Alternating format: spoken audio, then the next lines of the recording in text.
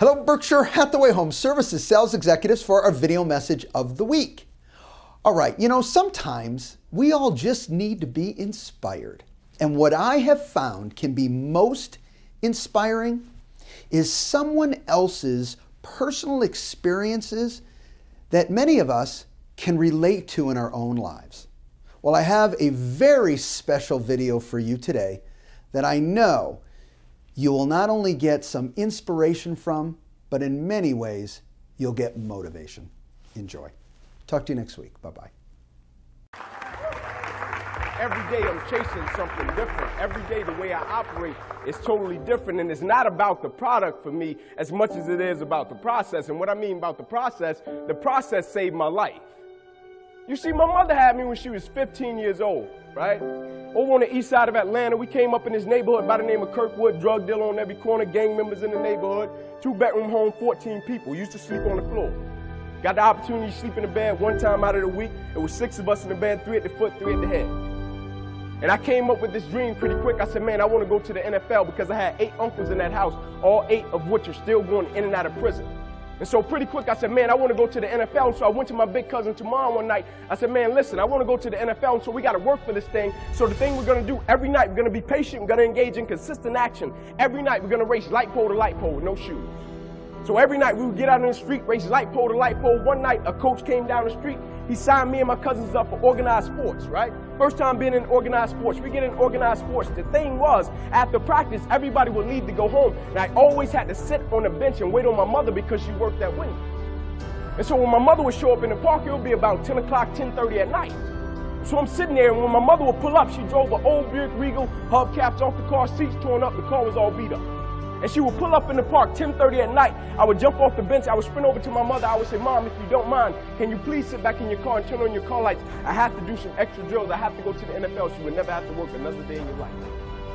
And I knew my mother was tired.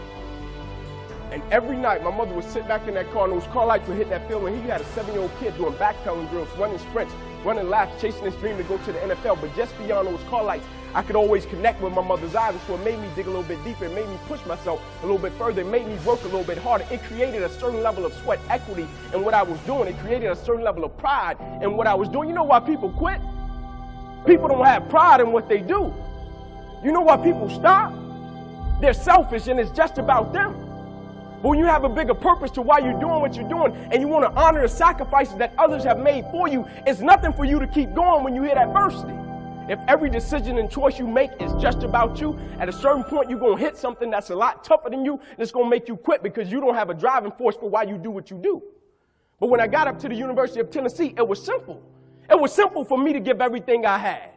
My freshman year, I played special teams. My sophomore season, I broke the starting lineup, had a really strong sophomore season. The summer heading into my junior year, I still remember the day where I was sitting in our film room, and I was watching film on the California Bears. My defensive backs coach, Larry Slade, came in the room. He said, Inky, I got some good news for you. I dropped the clicker. I said, what is it? He said, man, you're a projected top 30 draft pick, son. He said, all you have to do is play the next 10 football games. You're an automatic multimillionaire. I went out of the room. I called my mother and my grandmother on the three-way. I said, after this season, there will be no more struggling. I said, we would never miss another meal. I said, we would never experience another Christmas where we have to stand on the side of the curb and just be grateful. And I hung it up. First football game, I went out, played great, got an interception, shut Cal down. Second game, we're playing against Air Force, got late in the game, fourth quarter, guy dropped back, he threw the ball to a receiver coming down my sideline. Me and the guy, we went head on. As soon as I hit the guy, I felt as if every breath of my body left. Body went completely limp, fell to the ground, I blacked out. Never happened to me before. When my eyes opened, I'll never forget, my teammates ran over, they said, Ink, get up, let's go. I said, I can't. I said, I can't move. They said, what do you mean you can't move? You're our lockdown corner, man, we need you, let's go. I said, I know, man, but this time I can't move. I flipped my head up to the sky, I said, God, I said, surely nothing is happening in this moment that can alter my life. They got me over to the hospital, they took me back, they ran CAT scans, they brought me back into my room, and all in a 15-second time frame, the doctor came running in from the opposite side. He said, hey, get in here, we got to rush this guy back to emergency surgery, he's about to die. I said, what? He said, son, you have busted up subclavian artery in your chest, you're bleeding internally, we have to rush you back, take the main vein out of your left leg, plug it into your chest in order to save your life. When I opened my eyes from recovery, the same doctor was over me. He said, son, had some good news and some bad news for you. I said, you got some bad news for me? After telling him I was about to die, I'm still alive. How bad can it get? I'm still here. He said, the good news is we saved your life. I said, thank you, sir. He said, the bad news is, Ink, you have nerve damage in your right shoulder. I said, okay, cool. He said, but son, it's a strong possibility that you probably can never play the game of football again in your life. I said, no way. I said, no disrespect to you, Doc, but I've been working for this ever since I was 7 years old. I said, no disrespect to you, Doc, but you wasn't in the park with me and my mother when I was 7 years old and she was sitting in that Buick Regal. She got done working at Wendy's. No disrespect to you, Doc, but you didn't come up in that 2-bedroom home, 14 people sleeping on the floor. No disrespect to you, Doc, but you didn't miss those meals and stay focused and never made an excuse. I never cheated. I never cheated. Like my conscience still until this day won't let me, like I can't cheat. I can't look myself in the mirror and say, Ink, you did a good job knowing that I cheated. I can't cheat. One of the greatest pieces of advice that my mother gave me was this: son, whenever you start, you make sure you finish it. And the problem with the world today, people get involved with things, and if they don't like a certain person, if they don't like the process, if it's not what they thought it was, they quit.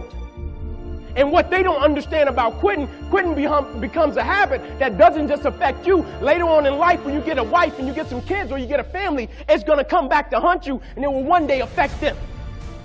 That is why I tell you the process is more important than the product. It's not even about the outcome for me. It's about, can you take pride in what you do as an individual, and every night when you look in the mirror, knowing that you gave everything you had to it. And we have to get to the point where we're willing to impose our will on certain things. Impose your will on it. My life totally changed. And they gave me an opportunity to stop. And most people, when you give them an opportunity to stop while they're chasing something, they take advantage of it because they feel as if, man, why did this have to happen to me? I felt as if, why not me?